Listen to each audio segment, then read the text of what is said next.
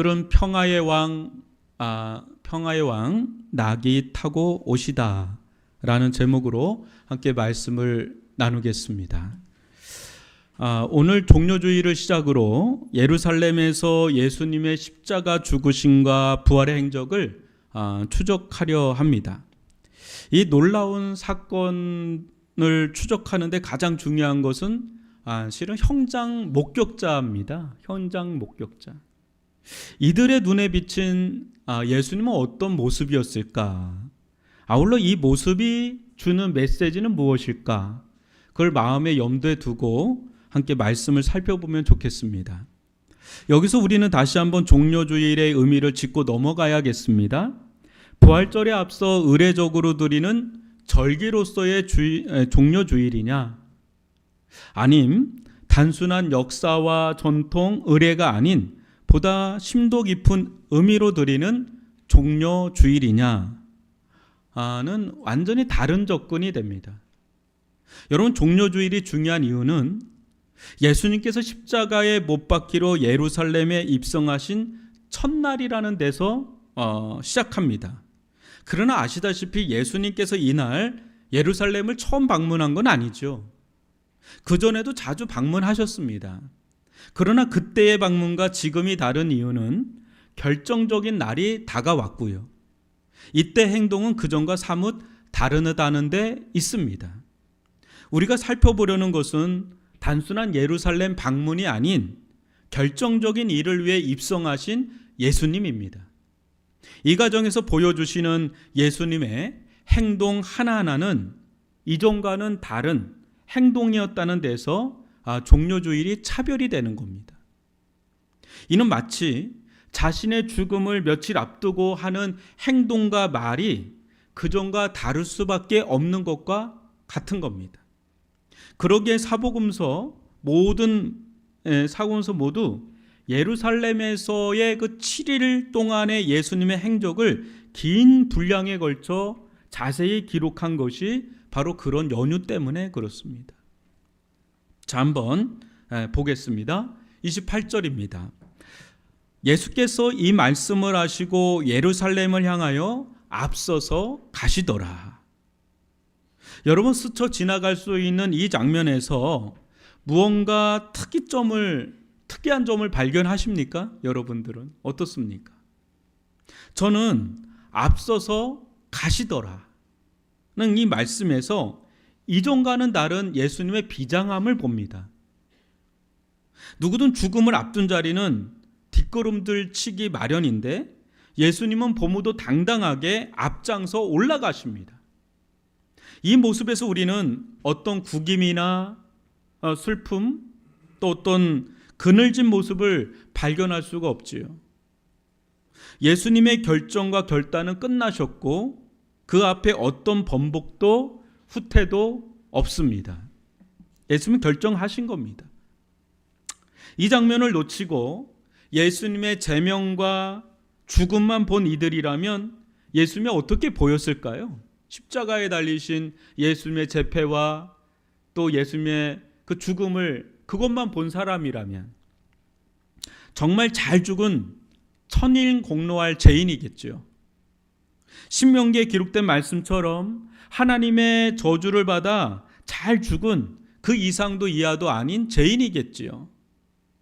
그러나 역추적하여 예루살렘에 들어오신 이때의 모습을 본다면 이는 천일공로할 죄인으로 들어가신 것이 아님을 알게 됩니다. 오늘 예수님은 자신이 죽을 줄도 또 어떠한 죽음으로 죽으실지도 알았습니다. 그럼에도 이렇게 당당하게 앞장서 가신 이유는 당시 사람들이 생각하는 그런 죽음이 아니셨기 때문에 그렇습니다. 뒤에서 좀 더 살펴보겠지만 예수님은 온 인류의 왕으로서, 목자로서 특별한 임무를 완수하기 위해 올라가신 것입니다. 이 관점으로 보아야 예수님의 당당한 이 모습과 또 좀 일주일 후에 하나님께 저주받아 십자가에 죽은 모습이 퍼즐 맞추듯 맞춰집니다. 그때 예수님의 죽음의 의미도 밝혀집니다. 그러기에 예수님의 이 모습은 우리가 꼭 기억하여야 할 모습입니다. 그래서 종료주일이 중요한 거예요. 예수는 누구도 환영해 주지 않아도 자신이 누구인지 명확히 아셨고요. 그 정체성으로 당당하게 예루살렘에 올라가셨습니다. 오늘 저와 여러분이 예루살렘 입성 첫날 예수님의 모습에서 반드시 기억해야 할 것이 한 가지 있습니다. 그것은 예수님이 어떤 왕이시냐라는 것입니다. 예수님이 어떤 왕이시냐. 오늘날 세상이 시름시름 앓는 문제가 무엇입니까? 누가 다스리냐 문제 아닙니까? 호메네이가 다스리느냐, 나타나우가 다스리냐, 트럼프가 다스리냐, 누가 다스리냐 문제 아닙니까? 요즘 연일 뉴스만 틀면 미국과 이스라엘, 이란 전쟁에 대한 속보입니다. 얼마 전까지만 해도 러시아와 우크라이나 전쟁으로 시끄러웠는데 이 전쟁이 끝나기도 전에 또 전쟁이 터지니까 불안해서 살 수가 없어요. 머나먼 우리나라도 이렇게 불안한데 당사국들과 주변 국가들은 얼마나 여러분 힘들지 6.25를 겪어본 우리 윗세대 어르신들만 좀 알 것 같아. 이 공포를. 우리는 이게 듣기만 한 거니까요. 성 어거스틴으로 알려진 아우구스티누스는 로마 시대 격변기에 살았습니다. 그는 그토록 오랜 세월 팍스 로마나 로마를 통한 세계 평화가 저물어가던 그 시기에 살았습니다. 그는 훈족과 게르만족에 의해 멸망해가는 로마를 보면서 두 가지를 생각했다 그래요. 하나는 이 세상 나라는 그래도 중요하다. 왜냐하면 이런 나라 개념이 없다면 우리가 어떻게 하나님 나라를 이해할 수 있을까?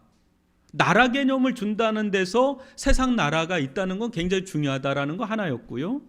다른 하나는 그럼에도 이 세상 나라는 유한하다. 한계가 있다. 우리가 소망하며 바라봐야 할 나라는 하나님의 나라다라는 것이었습니다. 중요한 것은 누가 왕이냐, 누가 나라를 다스리냐 문제입니다. 이 문제는 우리를 정치 세계로 이끌고 굳이 정치에 관심이 없더라도 우리 삶과 또 인생에 지대한 영향을 미친다는 것은 육감적으로 압니다. 그죠? 거창하게 생각하지 않아도 당장 우리 집안에 누가 왕이냐, 내가 몸담고 있는 일터에서 누가 왕이냐, 나와 관계를 맺고 있는 자들이 어떠하냐에 따라서 인생살이가 완전히 달라지지 않습니까? 누가 다스리냐, 이 문제는 매우 중요한 겁니다.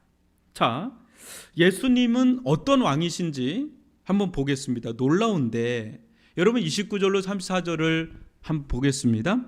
감람원이라 불리는 산 쪽에 있는 벳베게와 베다니에 가까이 가셨을 때에 제자 중 둘을 보내시며 이르시되 너희는 맞은편 마을로 가라. 그리로 들어가면 아직 아무도 타보지 않은 나귀 새끼가 매여 있는 것을 보리니 풀어 끌고 오라. 만일 누가 너희에게 어찌하여 푸느냐 묻거든 말하기를 주가 쓰시겠다 하라 하시매 보내심을 받은 자들이 가서 그 말씀하신 대로 만난지라. 나귀 새끼를 풀 때에 그 임자들이 이르되 어찌하여 나귀 새끼를 푸느냐 대답하되 주께서 쓰시겠다 하고. 예수님은 예루살렘에서 2-3km 정도 떨어진 벳베게와 베다니 가까이 오셨을 때 제자들을 보내시면서 예루살렘에 타고 들어갈 짐승을 준비하려 하셨습니다.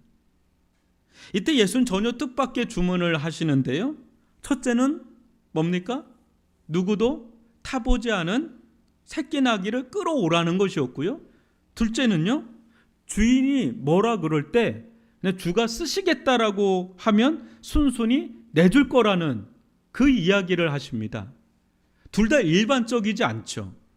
뭔가 특이하잖아요. 그죠? 한번 생각해 보십시오. 유대인의 왕도 아닌 온 세상의 왕으로 입성하신다면 여러분 이렇게 결혼할 때 남자도 턱시도 같은 걸 입고 여자는 드레스를 입습니다. 그죠? 일반 평민도 그렇게 해요. 근데 유대인의 왕도 아닌 온 세상의 왕으로 입성하신다면 아무리 그래도 뭔가 있어 보여야 되는 거 아닙니까? 뭔가 근사하고 삐까뻔쩍해야 하는 거 아닙니까? 겸손한 것도 좋지만 그래도 명색이 왕이면 왕답게 보여야 되지 않느냐 말입니다. 그러나 이건 그냥 말도 아니고요. 낙인입니다. 낙인은요, 좀 이렇게 탈만한 게 행태가 아닙니다, 그게. 근데 나귀도 다 큰 성체 나귀가 아니라 사람 한번 타보지 않은 그 새끼 나귀. 어설프고 볼품없는 이런 나귀를 타고 들어가는 게 과연 맞느냐 말입니다. 그런데도 예수님은 새끼 나귀를 타고 예루살렘에 들어가셨습니다. 구색은 갖추었을지 모르지만 왜 굳이 이런 우스꽝스러운 모습으로 들어가신 것일까요? 그렇지 않은 다양한 모습이 있을 텐데. 우리는 할 수만 있으면 더 돋보이고 싶어 하지 않습니까? 될 수만 있으면 더 화려하고 더 있어 보이고 싶어 하지 않습니까? 여러분, 이것이 솔직한 우리의 모습이에요. 뭔가 좀 있어 보이고 싶어요. 저는 뭔가 좀 드러나고 싶고요. 우리 보통 그렇잖아요. 근데 예수님은 최대한 자신을 낮추고 감추십니다. 여기에는 두 가지 의미가 있습니다. 하나는 하나님께서 말씀하셨기 때문에 그래요.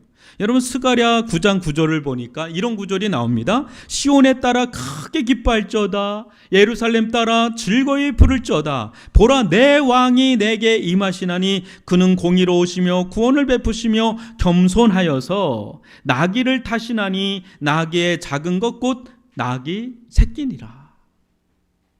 하나님께서 보내시는 왕, 진정한 구원자는 세상에서 흔히 볼 수 있는 그런 모습이 아닙니다.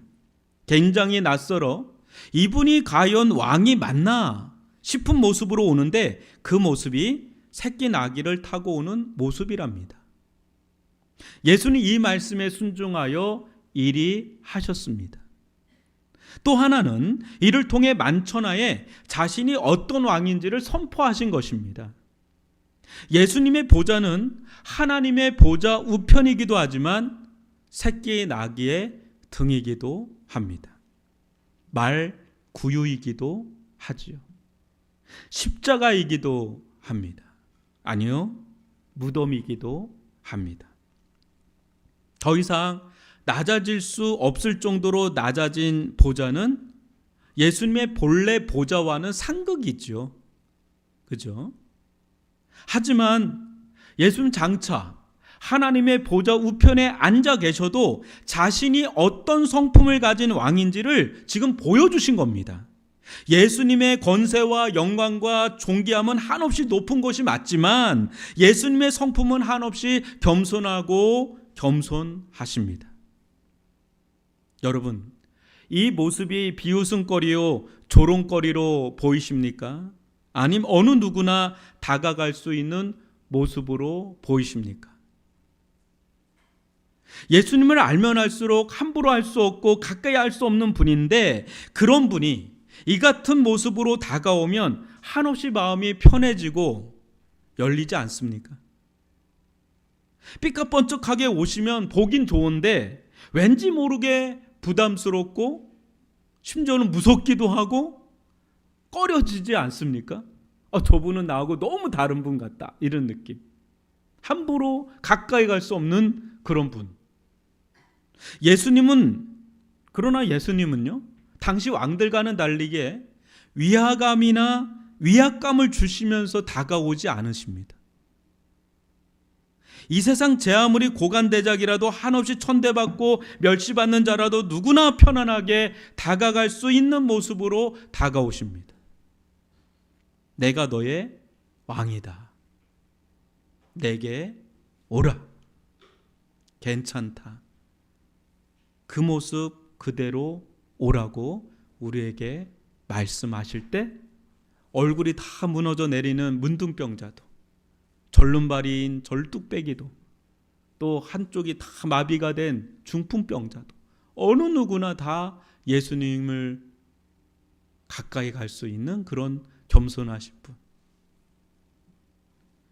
그런데 어느 누구나 볼 수 있고 어느 누구나 다가설 수 있는 예수님을 볼 수 없을 때가 있습니다. 예수는 여느 스타처럼 신비주의 전략을 구사하는 분이 아닙니다. 예수는 완전히 개방형, 오픈형으로 우리 가운데 계십니다. 그럼에도 예수님을 못 보는 것은 예수님이 아니라 우리가 문제일 때인데요. 저나 여러분의 마음이 한없이 높아지거나 또 있어 보이고 싶어하는 마음으로 가득하면 예수님이 보이지 않습니다. 아니, 보여도 그분이 너무 초라하게 보이기에 눈에 들어오지 않습니다. 대신 심령이 가난한 사람, 마음이 낮아진 사람에게 예수님은 누구보다 선명하게 보입니다. 왜일까요? 예수는 지금도 가장 낮은 자리에 계시기 때문입니다. 그곳에 가야 볼 수 있기 때문이지요. 여러분, 할 수만 있다면 낮은 자리로 가십시오. 차인표라는 탤런트가 간증을 들어보니까 다른 사람은 다 하나님 만났는데 왜 나는 못 만나냐. 진짜 몇 년간을 기도를 했대요. 제발 예수님을 만나게 해달라고. 그러다가 정말 가기 싫은 선교를 갔대요. 근데 그가 예수님을 깊이 만난 자리는 화려한 무대 조명이 있는 자리가 아니라 가난한 나라 어느 한 어린아이의 그 눈빛 속에서 내가 예수다 라고 하는 그거를 다 감동을 받으면서 결정적으로 자기가 변화가 됐다. 여러분, 이 사실을 기억하시기 바랍니다. 예수님은 어디 계시냐? 놀라운 것은 예수님은 겸손이라는 무력해 보이는 성품으로 왕권을 재탈환하셨습니다. 이 세상의 신인 사탄은 교만으로 하나님의 보좌를 찬탈했지요. 그러나 그는 거짓 왕이요 도둑일 뿐입니다. 거짓 왕에 속은 이 세상의 왕들도 하나같이 이 사탄의 길을 쫓아 더 높이 날아오르다 사탄처럼 땅으로 곤두박질 쳐졌습니다. 지금도 이 세상 임금을 쫓아 하늘 높이 오르려는 수많은 이들이 있지요. 그러나 그들의 운명은 이미 정해져 있습니다. 사랑하는 성도 여러분, 여러분은 어떤 왕을 원하십니까? 여러분을 통치하실 왕은 어떤 왕이었으면 합니까? 능력은 많은데 한없이 교만하고 폭압을 일삼는 자기밖에 모르는 왕입니까? 아님 한없이 능력은 많으나 정의롭고 공평하며 사랑과 자비가 풍성하신 왕이요 한없이 자신을 낮추며 희생할 줄 아는 왕입니까? 후자겠죠. 그죠? 요즘 왕가 사는 남자라는 영화에서 많은 이들이 이 단종이란 왕에게 끌리는 건가? 그저 안 돼 보이는 어린애라서 안 돼 보여서만은 아닐 겁니다. 실제 역사에 어찌되었던 국중의 단종의 모습에서 민초들과 함께하는 낮고 따뜻한 마음을 보았기 때문 아닐까요? 역사는 능력이 출중했던 그러나 포악했던 세조를 그리워하는 게 아니라 한없이 연약하게 살다간 단종을 더 그리워합니다. 이 서사에는 우리 안에 내재된 왕의 상이 나타나 있습니다. 오늘날 모든 사람들은 왕을 원합니다. 나를 진정 다스릴 수 있는 왕, 나와 함께 동고동락할 수 있는 왕, 새끼 나귀와 같이 보잘것없는 인생의 후미지고 낮은 곳까지 내려와 그 자리를 보좌 삼아 함께 하실 왕 말입니다. 예수님은 여러분의 화려하고 성공한 자리뿐 아니라 삶의 낮은 자리를 마다하지 않으시고 올라타시기를 원하시는 왕이십니다. 무엇보다 예수님은 새끼 나귀를 부끄러워하지 않듯 여러분의 어떤 처지든 또 여러분의 어떤 모습이든 부끄러워하지 않으십니다. 오히려 함께하는 것을 당당하게 여기시는 분이십니다. 여러분, 얼마나 놀랍고 아름다운 분이십니까?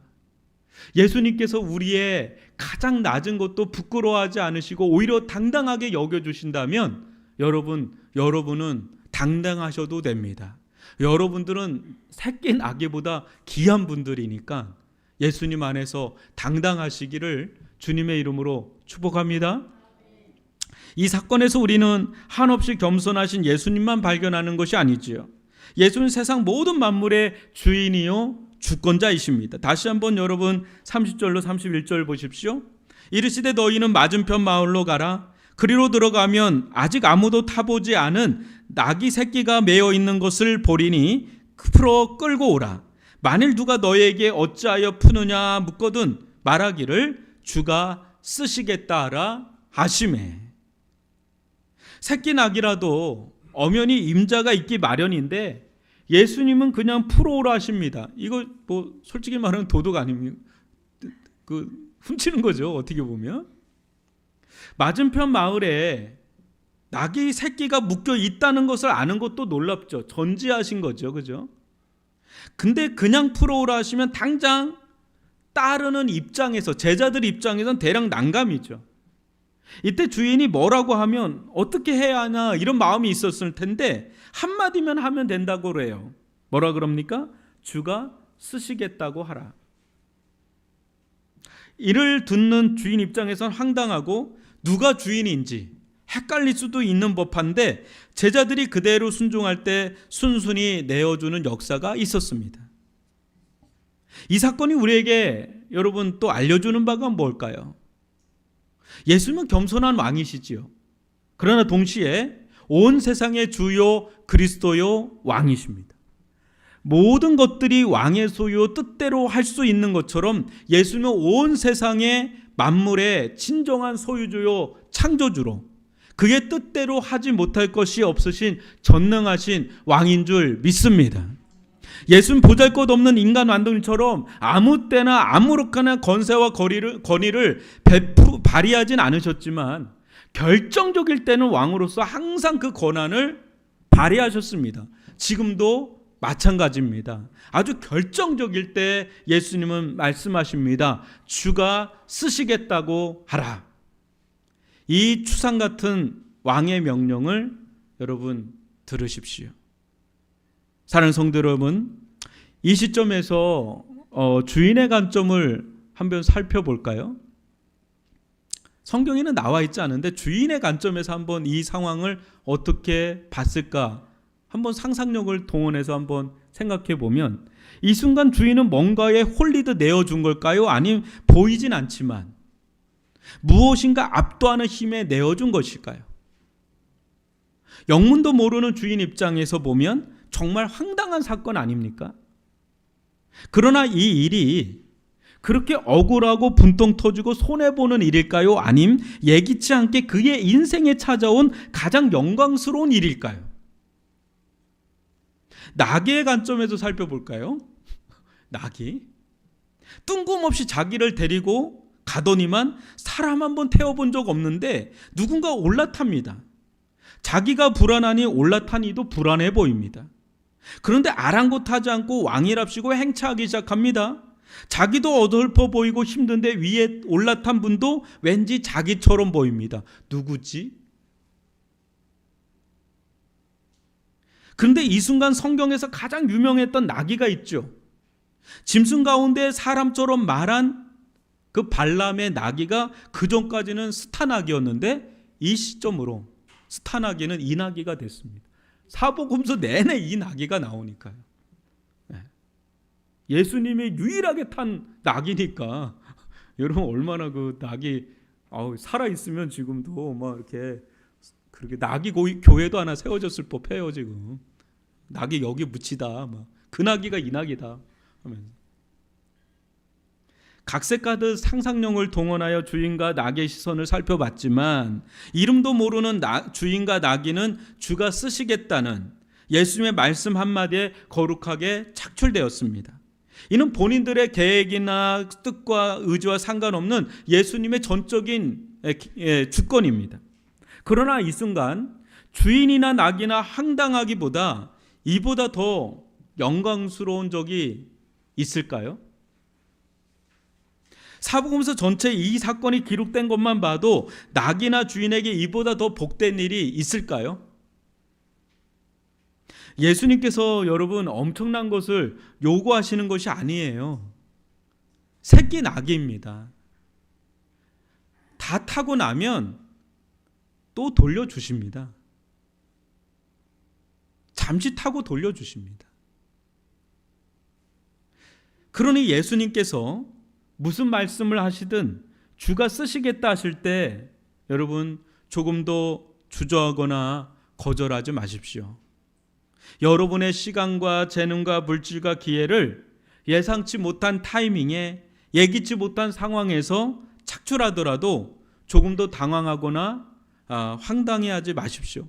할 수만 있다면 최선을 다해 아낌없이 내어드리기를 주님의 이름으로 축원합니다. 그런 기회는 아무 때나 아무에게나 주어지는 게 아니잖아요.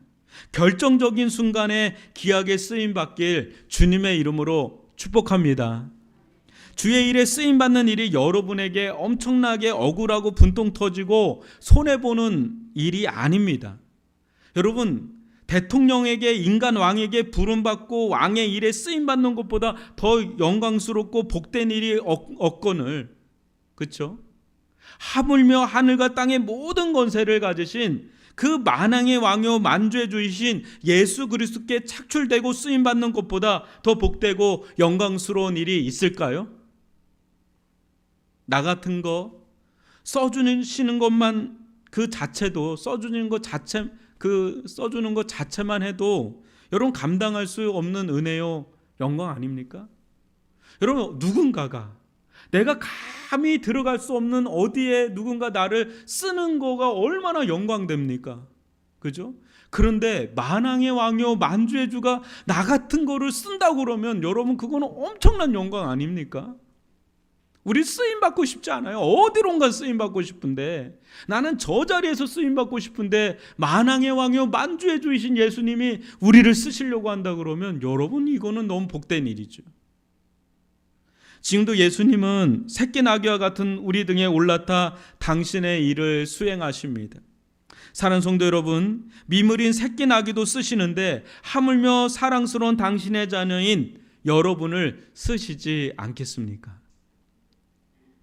그 일이 초라하고 보잘것없고 눈에 띄지 않아도 알아주는 이 없어도 주의 일에 쓰임받는 인생보다 더 하나님께서 주목하는 인생이 과연 있을까요? 여러분, 주가 쓰시겠다 할 때 아멘하고 순종하며 나아갈 때 그것이 여러분들에게 복이 되고 영광이 될 줄 믿습니다.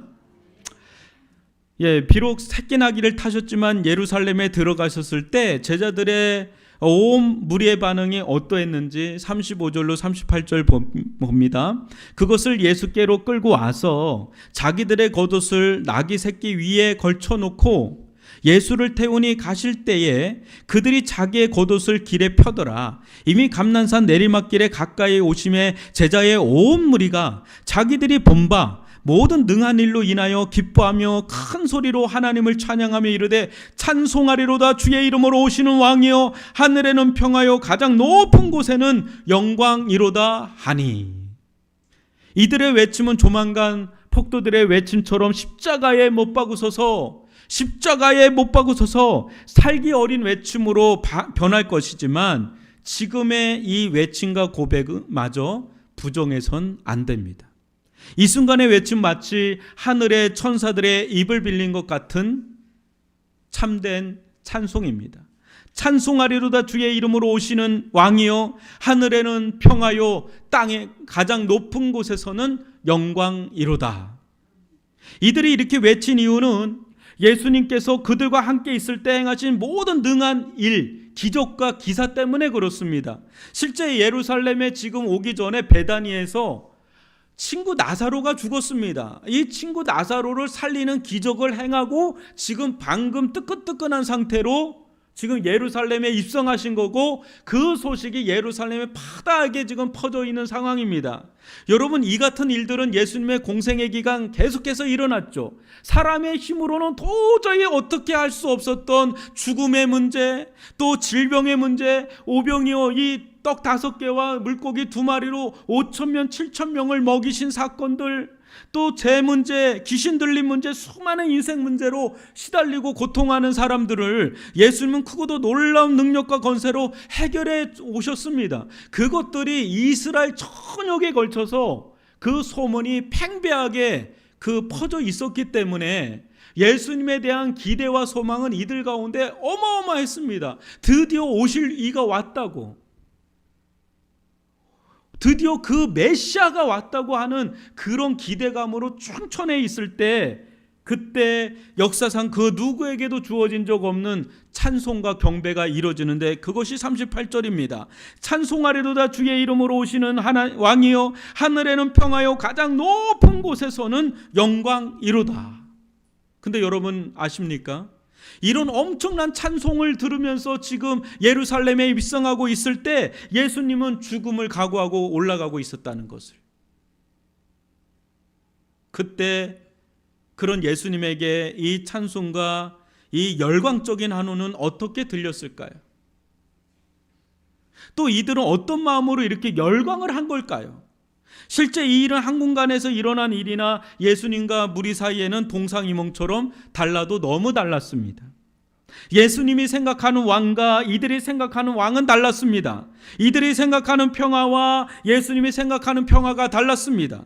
이들이 생각하는 영광과 예수님이 생각하는 영광 또한 달랐습니다. 실제 예수님은 이들이 기대하고 바라는 대로 자신의 능력과 권세로 얼마든지 세상을 장악하고 지배하고 통치할 수 있었습니다. 그러나 그 길은 언제나 사람들이 만든 왕의 모습일 뿐 예수님의 진정한 모습은 아니었습니다. 이들이 원하는 왕은 자기 입맛에 맞는 왕일 뿐이었죠. 그 길로 가다가는 실상 자기들만의 평화는 될지 몰라도 온 세상의 진정한 평화는 이룰 수가 없습니다. 요즘 이란과 미국, 이스라엘의 전쟁이 한창이라고 그랬죠. 서로들 평화를 주장합니다. 여러분, 이는 러시아와 우크라이나도 마찬가지입니다. 특히 강대국일수록 전쟁 명분을 진정한 평화 세계 질서라고 주장합니다. 내가 하는 게 진정한 평화야. 내가 하는 게 진정한 질서야. 그러나 그것을 힘으로 굴복시킨 거짓 평화고 절름발이 같은 평화일 뿐이죠. 이런 모습은 예나 지금이나 변한 것이 없습니다. 인간의 욕망은 조금도 변한 것이 없으니까요. 왜 이 세상에 평화가 없습니까? 왜 이 세상의 평화는 그토록 쉽게 깨지는 겁니까? 여러분 그거 아십니까? 이란과 이스라엘은 30년 전에 얼마나 동지였는지 모릅니다. 그러나 지금은 철천지 원수가 됐습니다. 왜 그럴까요? 굳이 전쟁까지 말하지 않아도 우리 삶 속에 평화가 씩 깨지고 불안과 고통, 슬픔과 아픔, 두려움과 이런 것이 끊임없이 찾아오는 이유가 과연 무엇입니까? 이 모든 이면에 우리의 자기 중심적 욕망, 채워지지 않는 욕망이 있기 때문 아닙니까? 이런 우리가 추구하는 평화의 방식에 문제가 있기 때문 아닙니까? 우리가 추구하는 영광의 방식도 문제가 있기 때문 아닙니까? 우리의 방식은 어떤 거죠? 우리는 일단 내가 살고 봐야 합니다. 남이 어찌되었든 그건 차선이지 절대 우선이 될 수 없습니다. 우선은 언제나 납니다. 우리입니다. 남을 밟고 남의 것을 착취해서라도 내 중심의 평화와 영광이 진정 이 땅의 평화와 영광이라고 여깁니다. 그러나 다른 한쪽에서는 신음하며 아파가며 죽어가는 일들이 비일비재합니다. 절름발이 평화, 한쪽 평화.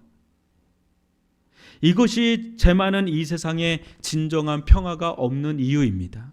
서로 물고 뜯는 가운데 주어지는 잠시의 평화는 먹이를 잔뜩 먹은 사자들의 후식과 뭐가 다릅니까? 언제 무슨 일이 일어나도 이상하지 않은 일들이 일어나는 것은 시간 문제예요. 예수님은 이 같은 세상의 방식을 거부하셨습니다. 거부하셨기 때문에 십자가에 버림받은 겁니다. 사람들은 예수님께 그런 기대를 한 게 아니거든요. 사람들은 세상의 왕을 원했어요. 근데 예수님이 그런 길을 가지 않으니까, 자신들의 기대에 미치지 못하니까 세상은 가차없이 예수님을 폐기 처분합니다. 십자가에 못 박으소서, 더 이상 필요 없으니 십자가에 못 박으소서. 그러나 공교롭게도 십자가의 방식이 예수님이 하늘과 땅의 평화를 가져다 준 방식입니다. 무엇입니까? 자기 희생입니다. 다 남을 희생시키고 자기는 사는 방식으로 평화를 도모하는 데 반해서 예수는 자신을 내어줌으로 평화를 추구하셨습니다. 그런데 이 길이 당시에는 가장 무력한 길이요, 치욕스러운 길이요, 저주스러운 길처럼 보였지만 이 길이야말로 모든 불화의 장벽을 무너뜨리는 가장 강력한 길이요, 영광스러운 길이요, 복된 길임을 누가 알았을까요? 지금도 예수님의 십자가가 들어가는 곳마다 하나님과 깨어진 관계가 회복되고 진정한 샬롬, 진정한 평화가 회복됩니다. 사람 사이에도 십자가가 들어가면 원수 같은 자들도 서로 용서하고 용납하며 화평케 되는 역사가 일어납니다. 예수님은 이들의 외침처럼 정말 평화의 왕이십니다. 영광의 왕이십니다. 그러나 예수님은 그 길을 자기의 죽음을 통해 이루셨습니다. 사는 성도 여러분, 우리 또한 솔직히 세상 사람들과 별반 다를 바 없는 자들 아닙니까? 우리라고 솔직히 별 수 있습니까? 어느 때는 믿는 우리들이 세상 사람보다 더하다는 욕을 들을 때도 있어요. 그럴 수 있는 사람들이에요. 우리가 그런 사람들입니다. 그러기에 우리에게는 평화의 소망을 찾을 수가 없습니다. 여러분, 우리 안에는 평화가 없어요. 진정한 평화가.